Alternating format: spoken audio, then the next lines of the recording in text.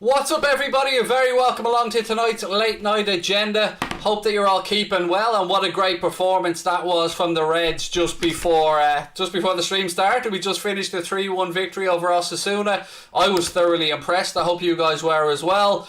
We do have a lot to go through, and let's start off with the one that's up on screen right there now, the Divock Origi being linked to West Ham. I'm not even going to mess around anymore, folks. We're just going to get straight into it.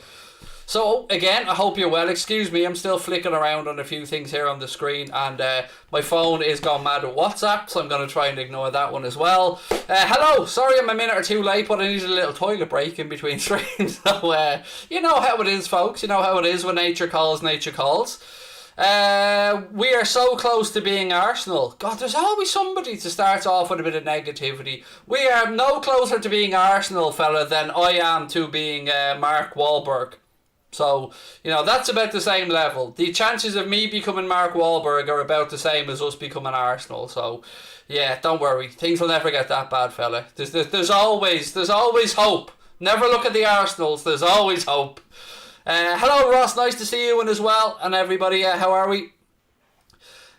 Sick hearing if we have the team, we'll be playing with no more signings needed, blah blah. We'll get into all of it. Look, we'll go through all the transfer rumours, all the transfer gossip. But as always, ladies and gentlemen, I want to start off, as I always like to do, by thanking our sponsors, Manscaped.com. Manscaped.com have very recently released their all-new Performance Package 4.0. You get yourselves the all-new Manscaped trimmer. It's got 7,000 RPM. It's absolutely fantastic. There's a travel lock button on it. There is a light on it if you need a bit of LED action down there. In the Performance Package 4.0, you also get the Weed Whacker, which is the ear and nose hair trimmer. You get your boxer briefs. It all comes in a lovely little bag called the Shed. I call it a travel bag. Comes nicely boxed up as well. And a few other goodies thrown in there for good measure. So, the good news is, want to get yourself 20% off, use our code WFM20 at manscaped.com, and that'll get you 20% off absolutely anything on the site. And don't forget, the new Performance Package 4.0 for your perfect package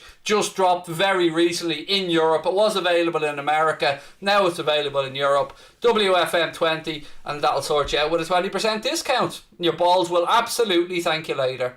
Right, let's get straight into it. So, West Ham linked to Divock Origi.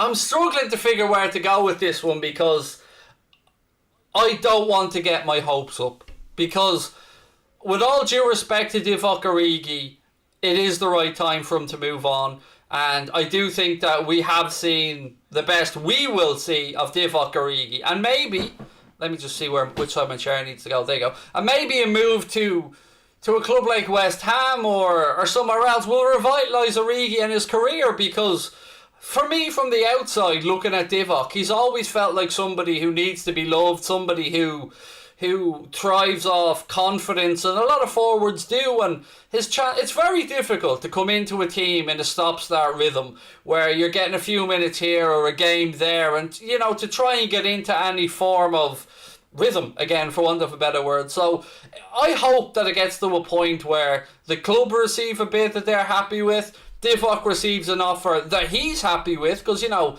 he has every right to want to be happy as well in this scenario. It's his life, it's his career. So if the bid does come in from West Ham, and again, I spoke with Corey from the West Ham Way during the week about the links to Divock Origi and about our links to Jared Bowen and a few others, and I think, you know, a lot of clubs looking at Tammy Abraham. I think West Ham are one of them, but, you know, Origi will do a job for somebody, and if that is West Ham, so be it. But what I just don't want to happen is that we get into the last week or two of the window, which ends at the end of August, and we have to loan out Divock Origi, which doesn't really benefit anybody. It benefits us a little bit in that it would free up a squad place for an overseas player, but it still leaves Divock with an uncertain future and not knowing, you know, where he's going to lay down roots and spend the next 3 or 4 or 5 years of his career. So I'm genuinely hoping that we can come to some type of understanding here where we get a figure at the club that Klopp, Edwards and the owners are happy with. Divock gets a move that works for him, and then we can go free up an overseas squad place and maybe reinvest the money elsewhere. That's what I hope happens here, but you know, your guess is as good as me, because we've heard links to Origi from numerous clubs before. My own thoughts on this is, if the club are valuing him at £20 million, I think it's probably a little bit on the high side, if I'm being entirely honest with you. But you know, I suppose the player's value is only what somebody's willing to pay for him. Like, look at Jack Grealish as an example. Is Jack Grealish a £100 million footballer? I would say no. But to Aston Villa to cover the loss of Jack Grealish, or maybe to Manchester City in their quest for a Champions League, they might deem him a £100 million value. But to me, from the outside looking at him, I wouldn't say he's a £100 million footballer. I'm not trying to have a dig at Grealish there. I'm just trying to explain my methodology of thinking. Some things are worth more to other people because it's what they need, or because of what they're about to lose. So for me, let's just wait and see what happens with Divock Origi. It's inevitable. What? Drift is inevitable via courts due to monopoly. I don't know what you mean by that, Jamrock. Drift? Sorry, I'm a bit confused on that one, buddy. Maybe I've missed something at the start. Manscaped is better than lovely for your hairy Irish Jolly Ranchers, or your bins, as I said, the big Irish nut syndrome. Jensk, thank you for the super chat, buddy. Said, well done today, but where does Osama team come from? Oh, what? You have a big squad of quality in the league, should be really interesting. Wow.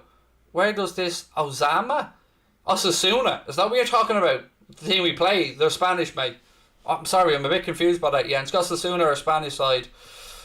Craig, do I have a clips channel, I hear you ask? Why, I do. You know, there may even be a link to Anfield Agenda Extra pinned to the top of the live chat right there now.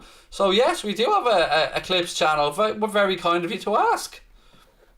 Neil said, love Divock, but he needs game time and West Ham will be perfect.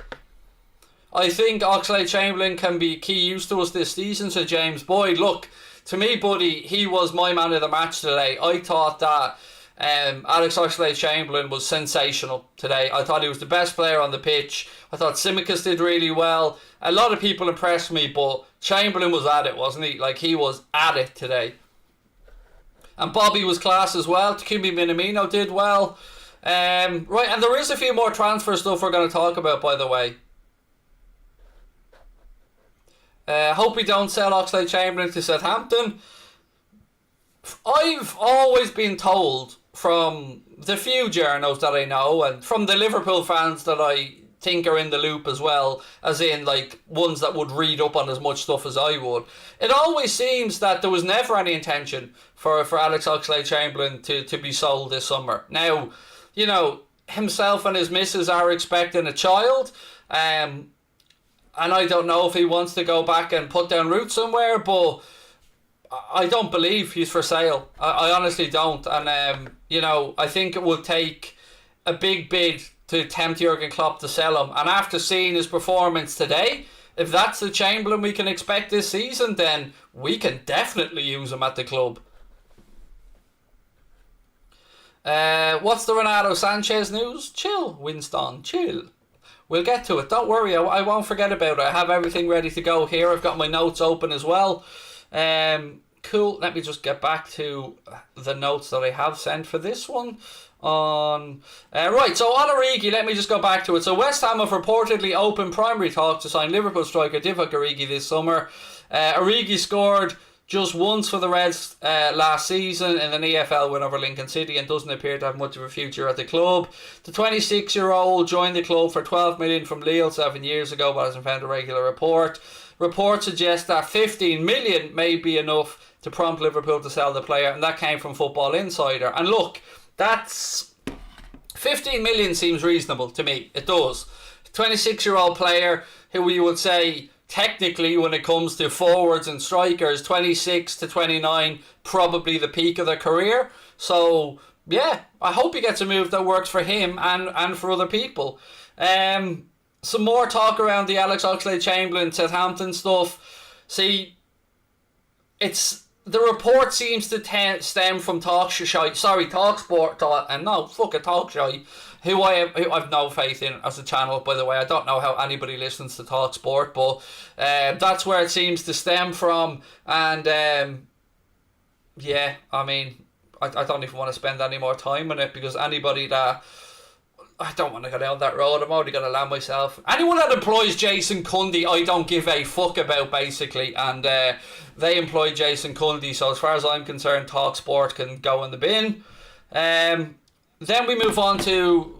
Can I say that again? Just to double down on the fact that I think Jason Cundy is a little prat, because I've never liked him. He's a smug, arrogant little shit that, even though Spurs were a club he used to play for, I know his main club was Chelsea, he was cheering on Manchester City when Spurs were playing him in the Champions League semi-final. And ever since that moment, and seeing his smug little fucking face, it's always wrangled with me how much of an arsehole I, and my opinion only, think that Cundy is. So yeah, sorry, that was a little bit of an off the cuff rant, but I don't like Cundy very much, and I don't like TalkSport, if I'm being honest with you.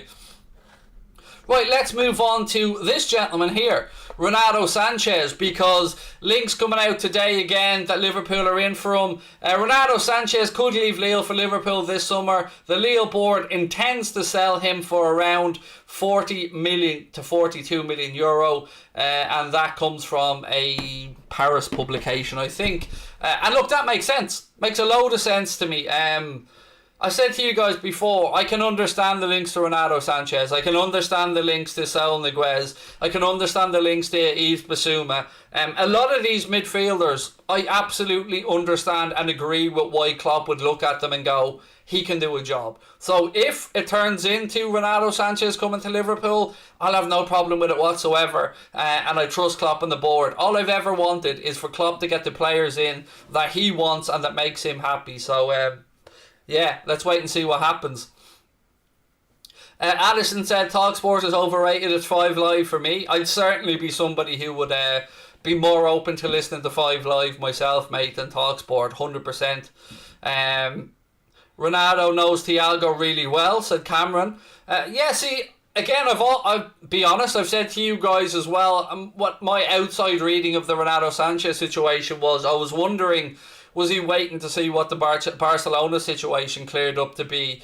Because they'd been also linked with a move for Renato Sanches, but, you know, their priority was to sort out Lionel Messi's contract, and the fact that Messi is now going to move on, whilst they still have financial hardships and players that they need to move on to balance the books, I'm wondering if he was holding off for a late move maybe from Barcelona. But, you know, this report suggests that Liverpool are interested in him and that Lille will do business at somewhere around 40 million euro, which is about 36 million pounds, something like that.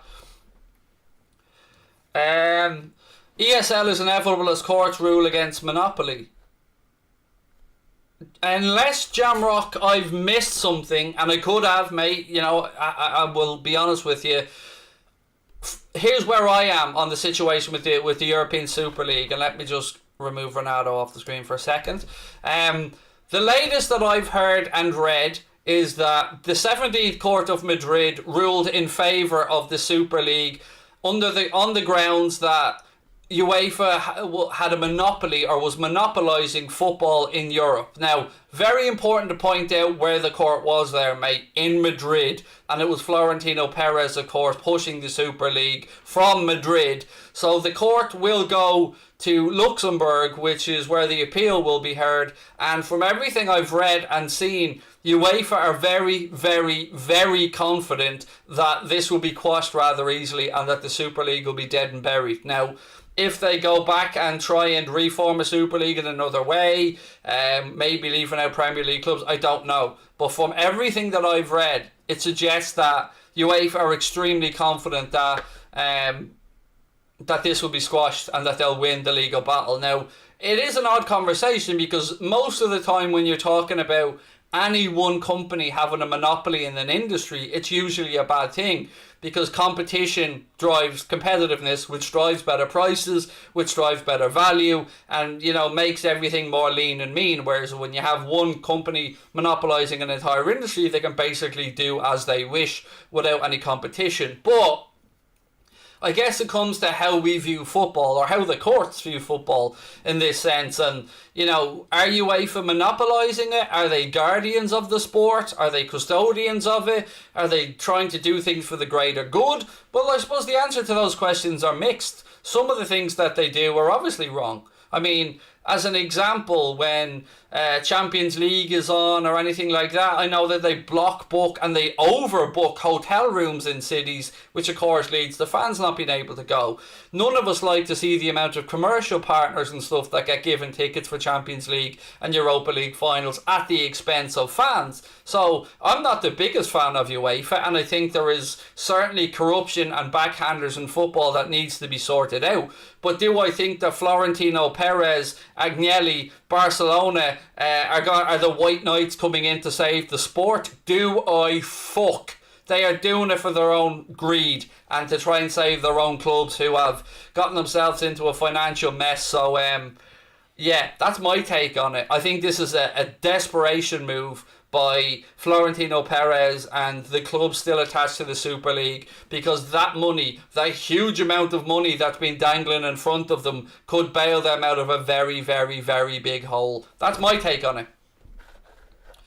But again, as you said, Jamrock, mate, the only opinion that will matter here is the court in Luxembourg that will make the decision. So, you know, that's where we all need to keep an eye on, isn't it? Right, Barnes links. People want to talk about the Harvey Barnes links. Look, I've been telling everybody on this channel for at least 6 months, maybe to a year, that Liverpool have been looking at Harvey Barnes. I don't know if Leicester will sell. I very much doubt they want to sell, and I think it will take a huge sum of money. But does it surprise me that we're linked with Harvey Barnes again after his very good performance in the Charity Shield or the Community Shield? No, because I've always said I like Harvey Barnes. I can see what he would bring to our system. I can see how he would fit in. He looks like a Jurgen Klopp type of player. But again, when you're dealing with Leicester City, they're not a club that gets pushed around in the transfer market. They're a club that gets top dollar when they sell a player. Look at what they got from Maguire. So I'd love him. I hope it's true. It would make me very, very happy if Liverpool signed Harvey Barnes. But, you know, I think it's more hope than realistic. But, you know, something has to happen. So I can sit here and say this is realistic, this is unrealistic. I can understand the thoughts on this. But at the end of the day, the proof of the pudding is going to come when the transfer window closes. We will either have made the signings or we won't. And then we'll know where we all stand, and then we'll know what we're up against with regards to the money City, United, Spurs and other clubs are spending. Now, you can read into Jurgen Klopp's words last night, and again, I'll read them back out to you, his exact words so as not to twist them. And we'll get into the talk about Shaqiri soon, by the way, don't worry, because there's lots of stuff there to come in. So Klopp said, very straightforward, I'm very happy with the squad, but that doesn't mean we don't look at the market. There might still be something happening before the end of the transfer window, but I can't say anything at the moment. That to me just screams that Jurgen Klopp thinks there's business about to happen. I sure, because we've seen him before come out and say, no, we won't do anything. And sometimes managers play the game with the media, but to me, that looks like either a manager who's trying to push his board to do something, or a manager who knows that something is about to happen. So I'm pretty confident we'll be getting a signing or two in, but I'm not arrogant enough, and I won't lie to you by saying that I know who those signings are, because I honestly don't.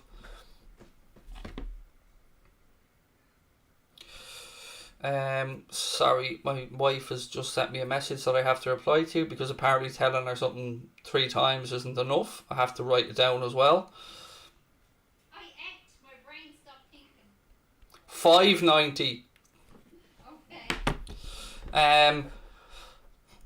Robbo was fine. he will be out until the break. Yeah, so there is good news on Andy Robertson that came from both Robbo and James Pearce. Robbo said that basically the gist of both of them is that it'll be weeks, not months. Nothing major showed up in the scans, and that he'll be, back grafting ASAP, which is good. And I've been impressed with what I've seen with Kostas Tsimikas as well today in the game that he played. I thought he did very well. So look, it's a chance for Kostas to come in and start the season in that left back position and, put in the performances that will make Robbo have to try and take the shirt back off him. And that's the beauty of competition, isn't it? That's why we want two good players in every position. Look, I'm not saying that he's going to keep Robbo out with the shirt because it's Robbo. But if he goes in and he nails in 5 good performances or 4 good performances in a row, certainly gives the manager a nice headache, doesn't it? Knowing that we have a very high calibre duo of left backs to choose from. So yeah, it's all good as far as I'm concerned in that one. Someone just said, "Hi Craig, just confirmed we got lucky with Robbo and likely to return after the international break," which is class. Joseph said Barnes or Doku. Yeah, see, that's a tough one because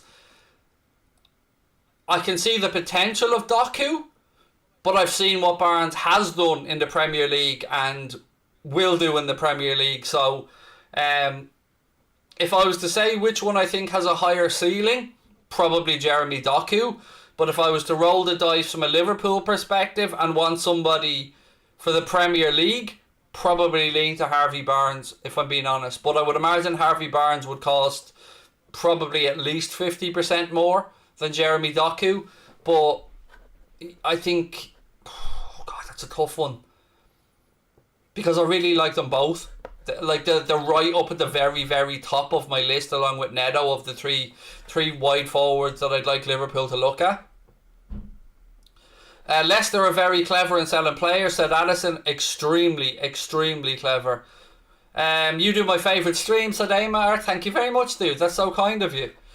You heard about the booking of St. George's Hall. Any news on that? So I've heard of it, Norman. Yeah, I mean, August the 12th, there's talk that Liverpool have booked St. George's Hall. What that can be for, I don't know, because look, if it was for what was first put out there and spoken about, if it was for a very late title celebration, then you would expect that the public would know about it, because they'd want to give people time to plan, the council time to plan, and it's not like you're going to spring it the day before and go, oh, by the way, we're having a title celebration for, we didn't get to celebrate, we won the league, let's do it now. So I wouldn't see the point or the understanding of keeping it secret. The only other thing that I can think of, and even at this it's probably a stretch, is a third kit reveal. But, is that dramatic or over the top? I don't know. Is it... I'm honestly at a loss to figure it out. I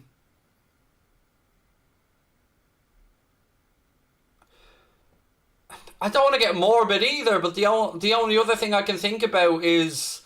obviously we lost another person due to Hillsborough this week, so the 96 has so sadly become 97, and maybe that will be I genuinely don't know. I'd be guessing, but I'm as intrigued as everybody else to find out what it is. I mean, look, in an ideal world, they go, ladies and gentlemen, please welcome Kylian Mbappe, and he comes on, but, I don't think that'll be it. But other than that, I genuinely haven't got a clue what it might be for. The unveiling of Mbappe, Haaland and Pedri. I think that would be fair to say. 1 second, I just have to take this phone call, folks. It's very important. What's the story? I'm literally live.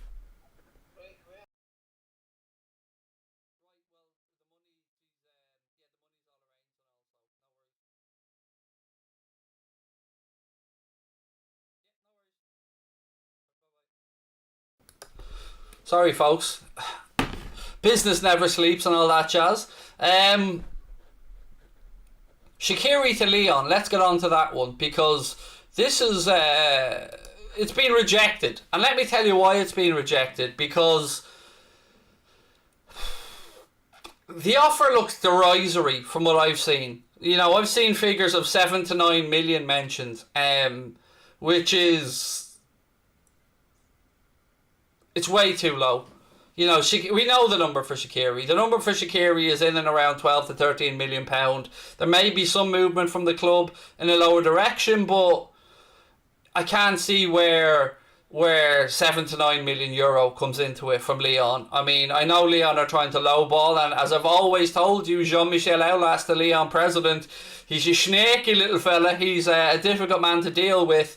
I don't know where the interest from Lazio stands with regards to Xherdan Shaqiri, but look, he has told the club, and it's no secret, it's been reported in many media publications, he's asked the club to allow him to move on for a new challenge, but it has to be right for everybody. Just like we spoke about Divock Origi at the start of the stream, when I said, you know, the move has to be right for the club, for Divock, and for the buying club. The same matters here. Now, while I'm sure maybe Shaqiri might fancy playing at Lyon, those numbers won't work for Liverpool Football Club, because quite simply it's not enough. He's worth more money. So let's see what Lyon come back with. But you know, it's looking like he wasn't in and around the squads for the last couple of games. Nat Phillips, another one who looks like he's likely to move on. So we'll have to wait and see on this. If Lyon come back, if they leave it till the end of the window, I would imagine that Michael Edwards will say to them very straightforwardly, don't dick about with us, because if you want to wait till the end of the window, we won't have a chance to replace him, and you ain't going to fucking get him. Simple as that. I would imagine that that's roughly what Michael Edwards will say. If you want the lad, we want time to get a replacement in, pony up the dough, shit or get off the pot, full duck or no dinner, something along those lines. Go in for a war and offer Shaqiri and 15 million. I have to admit, the first time I'd seen the interest of Lyon in Shaqiri, that's where my mind went. I won't lie, and I think a lot of you are probably the same. You're thinking to yourself, oh, hang on, they're interested in Shaqiri. We've been linked to Houssam Aouar for a while. Aouar's been quite vocal of the fact that he'd like to leave. Is there something to be done here? But we don't know how seriously Klopp, Edwards, Follows, and the rest of the team really value or rate Houssam Aouar. So this is probably just us doing our best football manager impression. So yeah, look, it does look like Shaqiri will be out the door before the season starts, or excuse me, before the window closes, I should say. And yeah, let's just wait and see what happens. See, Brian has thrown a name into the chat there, and you know, he was at the Olympics with Spain, who finished second to Brazil. He did play in the Euros. He's had a really busy summer. But I do like Brian's shout of Danny Olmo as well. I think Danny Olmo is a fine player. And look, he's had a really busy summer, as I've just said, and will get a break before the season starts. But yes, Danny Olmo is another good shout, Brian, and somebody who I wouldn't be angry about if Liverpool were looking at. Can I ask, do you think we should sell Divock, and why? Of course, mate, no problem. Do I think we should sell him? Yes. Why? Because he's not improving. And, you know, he had a little purple patch where obviously we're very grateful for the goals against Barcelona, the goal against Spurs in the final, that header against Everton will always live long in my memory.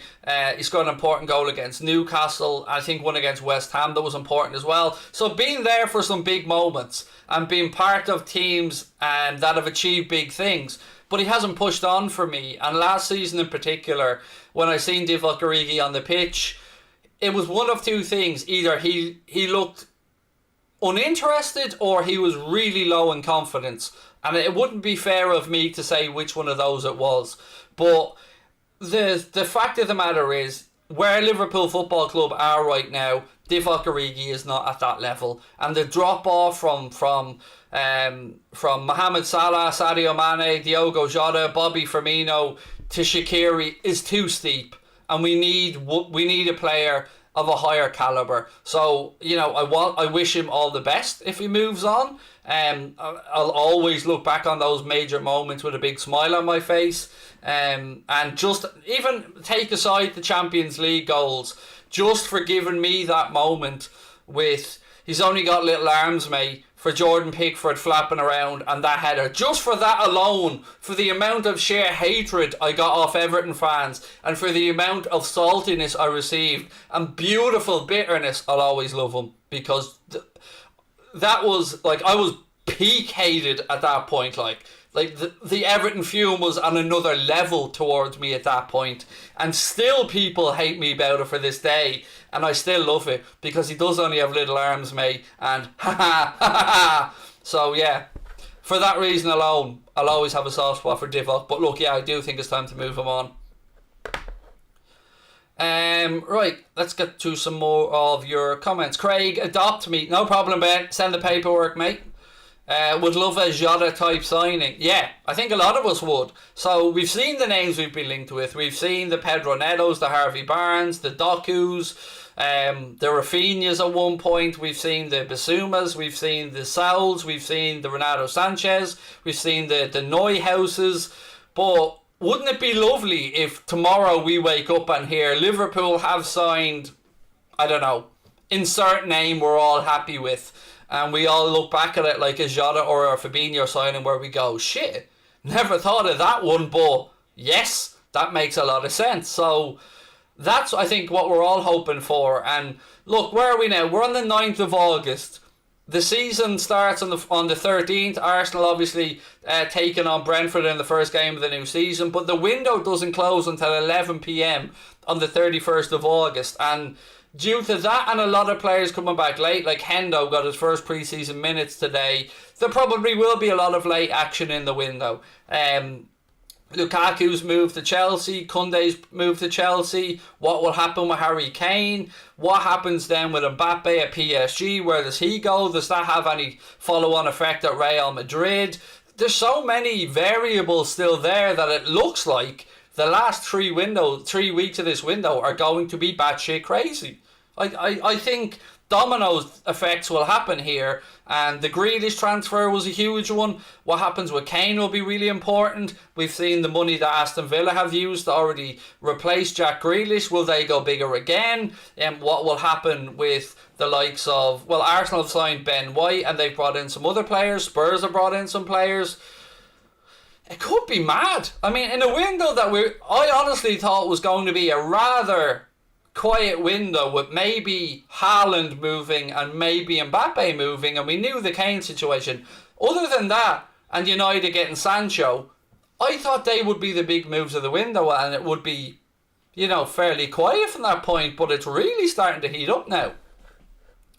With how Naby and Ox played so far, do we need a central midfielder?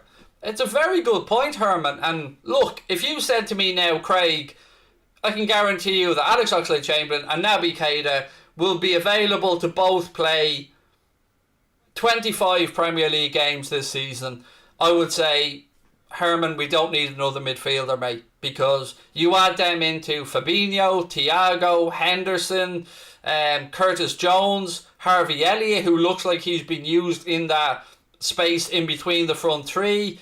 Is there any other midfielders I'm forgetting about? James Milner.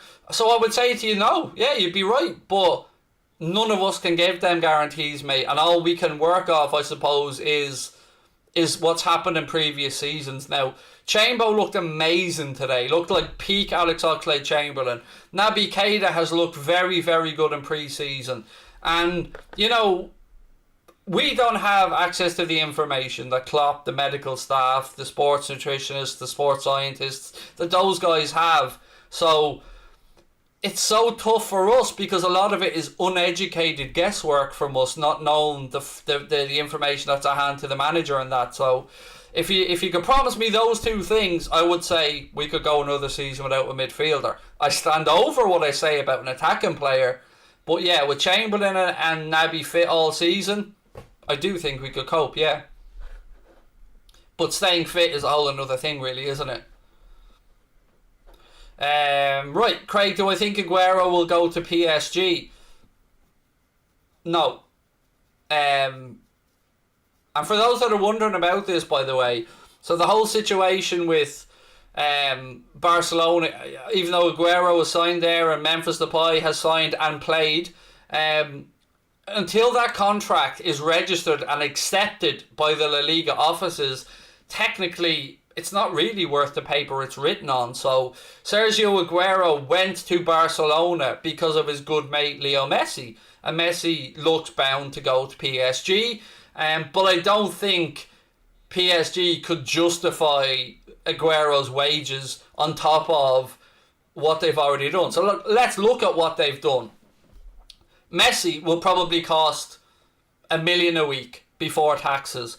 Neymar, I believe, is on 25 million a year after tax. Could be wrong on that, but I've certainly seen the figure of 25 million a year. Gini Wijnaldum is on over 200 grand a week. Gianluigi Donnarumma has gone in there on 14 million euro a year plus signing on bonus. Hakimi was brought in there. They still have Kylian Mbappe on the books. They've got Verratti. They've got Di Maria. Like, they've got a lot of players on a very high wage bill. Talk of the wage bill already being in and around 400 million a year. So, you know, how could they, like... Well, look, I'm saying this, but they've taken the piss many times already. The year that they technically brought Mbappe in on a loan and signed Neymar in the same year. I mean, I never thought that would have been a thing that was possible.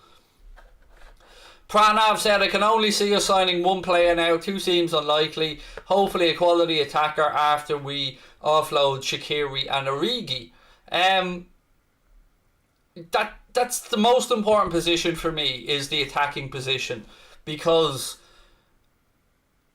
we play with three midfielders, right? And we've got, and I'm going to include Harvey Elliott here as a midfielder for the point of this conversation, because he hasn't been playing wide right of a front three. Salah's been playing there. So we've got Harvey Elliott, we've got Curtis Jones, we've got Thiago Alcantara, we've got James Milner, we've got Jordan Henderson, we've got Fabinho, we've got Alex Oxlade-Chamberlain, we've got Naby Keita. That's 8 midfielders that I've named there off the top of my head that are all capable of playing in midfield. Now, probably 2 of them can do the 6 role if you're at a push, maybe 3 if you want to include Thiago, but I would say more Hendo and Fabinho. But the rest of them can be utilised in a lot of different ways across midfield. So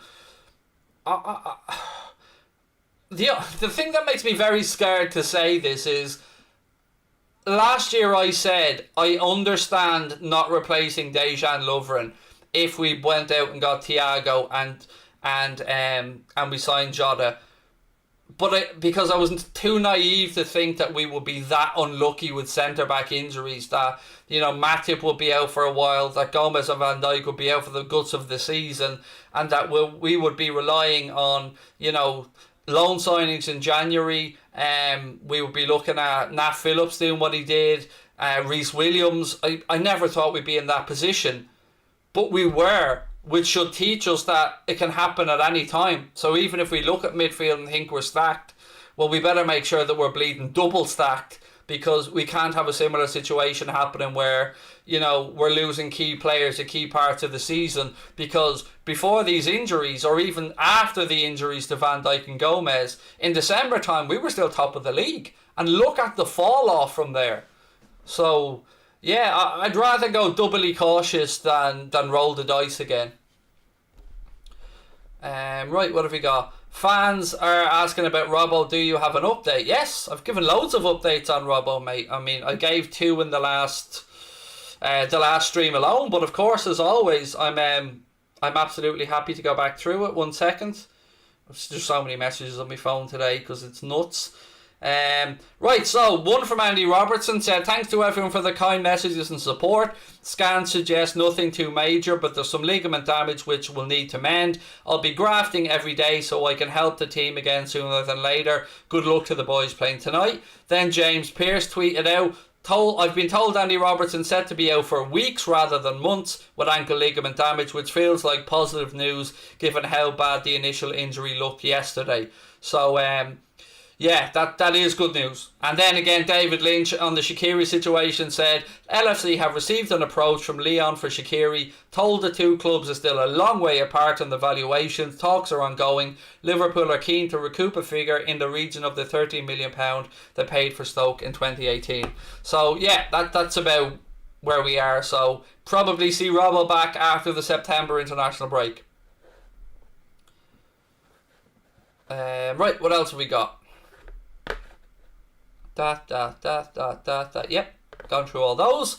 Right, let's keep going. Any final bits and pieces, ladies and gentlemen? Messi to Hartlepool confirmed. On the Messi thing, actually, does anybody else feel like it's a bit meh that he's going to PSG? Because it's too obvious, isn't it? Like, I know we can't compare him to Maradona because Maradona was, I think, 25 when he went to Napoli, but he transformed Napoli and, you know, gave them a huge profile around the world, was obviously idolised there and helped them to win stuff. And I would have loved to have seen Messi do something similar because, like, imagine Messi rocking up at, like, a Dortmund or a Leicester City or an Ajax or somebody like that to end his career. Someone that would be in the Champions League, perhaps, but that he could maybe help elevate up to different things. I know that Messi wants to finish with as many Ballon d'Ors and Champions League medals as he can, but I don't know, this just feels so unromantic to me. He'll always be my favourite player of my generation, my second favourite all-time player after Maradona, but it just feels a bit meh. You know, it's just nothing sexy about it. The fact that the greatest player of all time would play in a PSG shirt is depressing.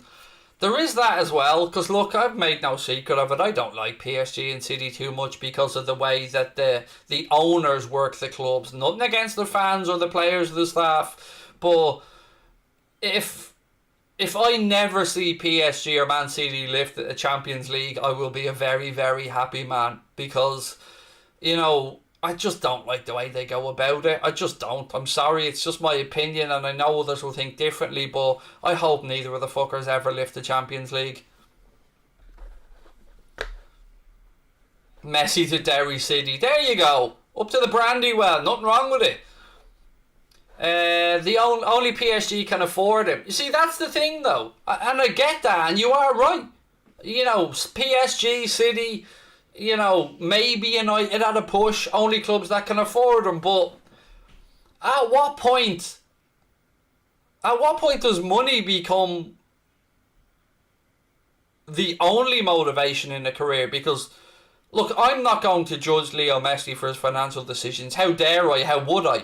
But what I will say is, he's financially secure for life. And he will be no matter what happens, wherever he goes.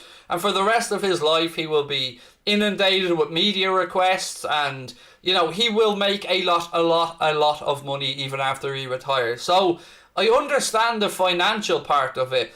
But I'm a football romantic. And I don't like there's no romantic aspect of this to me. Like, if he was to go to try and help somebody else who's on the cusp of maybe going to win a Champions League. Like, even if he ended up at, like, Juventus alongside Ronaldo or just something. It just feels so grimy that he's going to end up at PSG. It just, I don't know, the romantic in me doesn't like the idea of it. But I understand your point. And look, a footballer's career is short and, you know, everybody's entitled to make their own decisions, use their own motivations. I get it.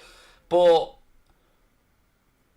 you know, can we sit here as football fans and say that him going to PSG, which may lead to Mbappe leaving, is going to guarantee him a Champions League? Because I don't think anybody can guarantee you a Champions League. City have thrown loads of money at trying to win a Champions League, hasn't worked. Liverpool have been fortunate enough to win 6 European Cups. United have won 3.